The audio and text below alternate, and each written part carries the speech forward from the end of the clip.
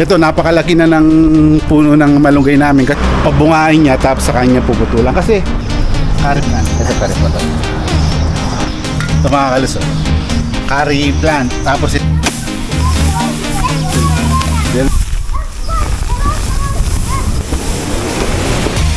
Kaluts, pumunta tayo ngayon kina Camera Girl.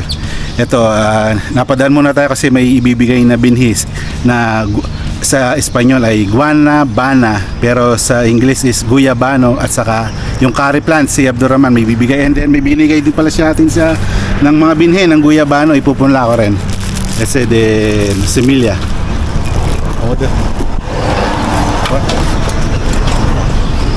Curry plant. Ito pa rin po to.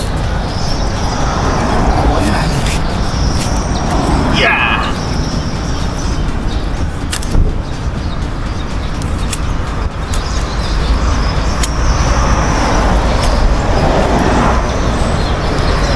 Uy, wala. Dal din. Din. Oh. Ito mga kalus, oh. Curry plant. Tapos itong dalawang guyabano.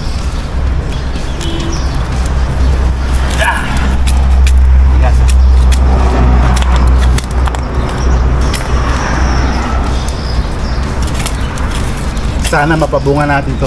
Tukume rasi? Ha? Tukume? Ya, comido. Yung bawara uno. Okay. Makain din pa sa mga maliit. Yan, dalawa. Ito yung bunga nung ano, yung pinag-binhi niya ng ano, guanabana. Guanabana, se llama guanabana. O guyabano. En tu lengua, que ¿cómo se llamas? Ang langgo, sung-sung. Zung. In Espanyol se llama guanabana. Kaming bagong tanim dito. Yan, dito siya kumuha ng guyabano. Ito, bayabas to. So ito, marami na rin palang bagong tanim dito. Ito, yung bataw. Pero dito, sa malunggay na to, kami talaga yung original na nagtanim dito, kasi dati yung accommodation ako dito. Tapos nalipat ako doon. Tapos sa latest doon sa kabila. So ito may mga pinya rin, kaso hindi nagbubunga pa. Ito, napakalaki na ng puno ng malunggay namin, kasi nung isang gabi kumuha kami, may mga kapwa Pinoy tayo na nagtinola, kaso sobrang taas na. Sobrang taas na yan, oh. Kaya nga sabi ko kay Abdurrahman, yung nagbigay sa atin ngayon ng bunga ng guyabano at saka bini, saka yung itatanim, ito, sabi ko sa kanya, putulin mo kasi umaakit pa siya dyan para makakuha. Inutusan namin eh. So sabi ko, ang laki na, di ba? Pwedeng, sabi ko, putulan sa gitna. Pero ang sagot niya sa akin, kailangan na patubuin muna, kailangan daw munang pabungain niya, tapos sa kanya puputulan. Kasi kung ano ka lang, di ba, babae ka dito, nakukuha, hindi ka makakakuha, talagang makikisuyo ka sa kanya, ang taas na. So matagal na naming tinanim yan. Yung kasama kong nagtanim yan, nasa Australia niya, kasama yung asawa niya, nakakampany natin, at kumpare na rin natin, mga kaluts. So yan yung mga ibang tanim nila dito. So yan, ngayon papunta na tayo kina Camera Girl para itanim to. And then yun, i-presenta natin sa kanya kung ano yung ano nito, kung anong klase, anong pangalan. Yan, so may matutunan naman si Camera Girl ngayon. Yan, tara na mga kaluts, punta na tayo doon. Wala pala si Camera Girl kasi si Madam Kang, bakasyon niya ngayon sa buwan. Kaya nagpunta muna si Camera Girl natin sa kanyang isang lola sa father side niya. Kaya ngayon si Arlen muna, yung kanyang tiya na naiwan dito, sa yung nanay ni Timothy, na laging kasama naman ni Leslie sa pag-aalaga ng ating plantation. Si Leslie ang nagdidilig, tapos si Arlen, yung bunsong kapatid ni Lilian, na anak ni Madam Kang, na ngayon ito yung katuwang natin. Siya kasi naglilinis dito, mga kalis, kaya kung makikita nyo, malinis yung ano natin, yung taniman natin. Siya nagdidilig, nagdadamo. Ito, nakaraan siya naglinis dito. Yan yung mga ano natin, papaya. Maganda na yung mga, ito may malaking bell pepper dito. Yan, bell pepper. Ito si Arlen. Hola, Arlen. Saludo akong Pilipino. Hola, Filipinos. Hola Filipinos, ¿cómo están? Significa, hay que decir, mabuti kayo. Mabuti kayo. Si Arlen. Kasi wala si camera girl, si Leslie Yo, no? Está con abuela. Sí. Kaya ito yung mga kalus, plano namin itanim tong itong binigay na punla. And then yung curry plants, ito matagal ko nang hinahanap to. Itong curry plants ng mga Indiano.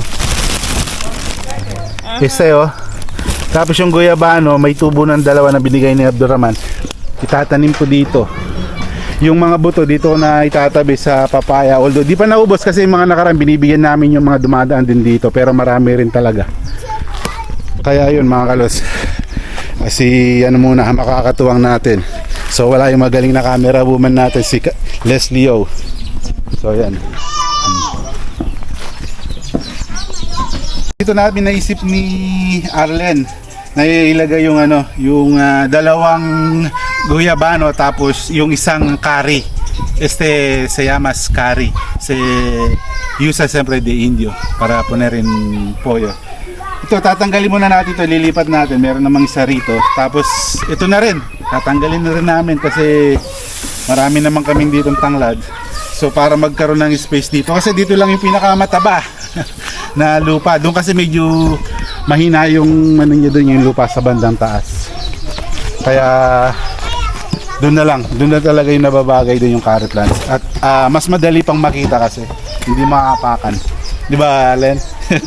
Sayang pero kailangan talaga, ganun talaga, tanggalin natin. Nakarang kumuha na rin naman ako. Uy, okay. Tanggalin na natin to para medyo luminis-linis sa gilid.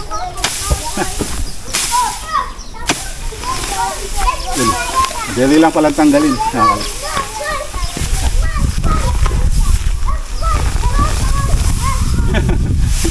Grande Laki. Malaki ng tanglad. Lagay na lang natin dito para matuyo siya. Oh. Ang laki. Mga kalos, sino po ba yung gustong magpa-deliver ng tanglad? Ito, laki Hindi na namin kailangan. Marami naman kami rito. Ay! Ano mahugot Teka. No quieres salir. Yun. Dito naman ngayon ang wala naman siguro nga dito. Yan may mga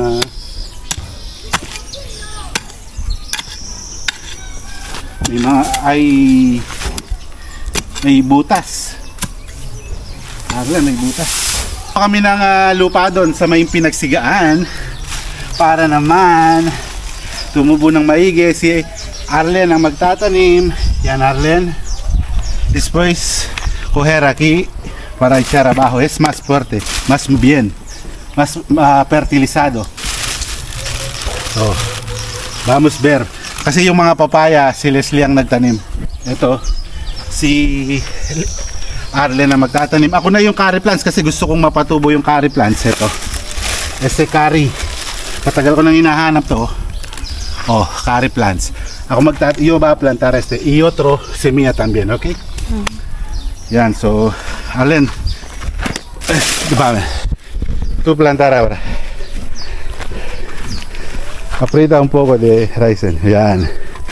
Después poner así. Ayan, si Arlen naman ang matututo habang wala si camera girl kasi nagbakasyon nga, sabi ko sa inyo, sa kanyang abuela. Yan. Oh. ¿Conocer cómo se llama esta plantación? ¿Cómo se llama Arlen. ¿Cómo? ¿Qué nombre más habías dicho? Guanabana. Guanabana. En inglés, guyabano. Ese tiene vitamina C mucho. Es de fruta. También ese hojas puede hacer té o como contrites para sacar de olor de pescado o carne así. Yan. Hay otro. Yung dito nilipat na namin yung maliit. Ile-transfer na namin doon sa kabila. Ito yan, yung aprita un poco. Yan. Tu sabi ha? Tu agrikultura de curso. Administrasyon. Administration daw siya. ¿Cuántos años para terminar administración? 2 años. 2 años. Ah, okay. Pero si quieres estudiar más, tú puedes hacer 4 años. Ah, okay. Hay 2 años, hay 4 años. Yan. Siya rin na minsan pag wala si Leslie kagaya nito, siya nang didilig. Ahora no hay Leslie to Darawa, Icharawa. Sí.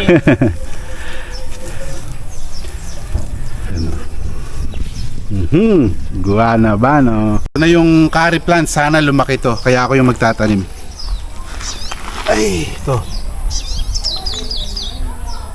Tagal ko nang hinahanap to nangihingi ako sa Indiano kaso wala akong oras para makabisita kasi malalayo yung mga accommodation nila.